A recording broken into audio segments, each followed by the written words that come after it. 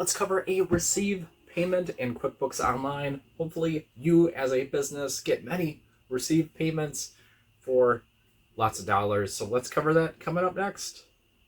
All right, so we are in the Intuit QuickBooks Test Company. I will put a link to the test company in the show notes or description, just someplace where you can play around in and don't have to worry about messing up anybody's books. So in order to do the receive payment in QuickBooks, a few different ways. Um, I think, sometimes there's so many different ways that of getting to something that you see so much on your screen that sometimes it's a little bit overwhelming. But once you break it down, you can kind of see that they're just kind of giving you a lot of options in order to get to things in a hurry. So you've got this customer hub. Here is one way to get to it. And then you've got customers and leads.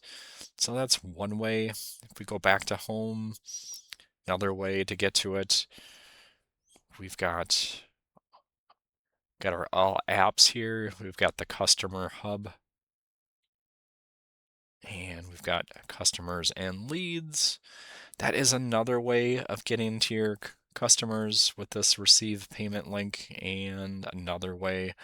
We'll go back to home, and if we go to create, we also have the receive payment right there. So there's even more ways, but there's just some ways that you can get to it. All right, so we can just pick a customer in order to do a receive payment to, and it defaults right now. We've got to today's date. So just some gotchas that to look for when you're doing the receive payment. Oftentimes QuickBooks remembers a lot of your previous payment details, so you want to double check the payment date that you've got the correct. You want to check your customer. Down here, you can see the original amount of the invoice was $459. Open balance on that invoice is $239. So, maybe the customer just only gave you another like $100 payment. So something else to watch out for. Um, and we're gonna choose check for that. And you can, for a reference number, you can put the check number in.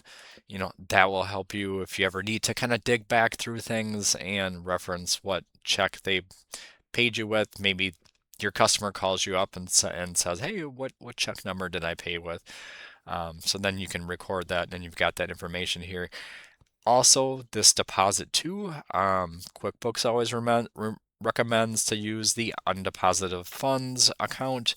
That's kind of like their proper way. Say it's kind of like a holding area, and that holding area could be like your desk drawer or an envelope somewhere.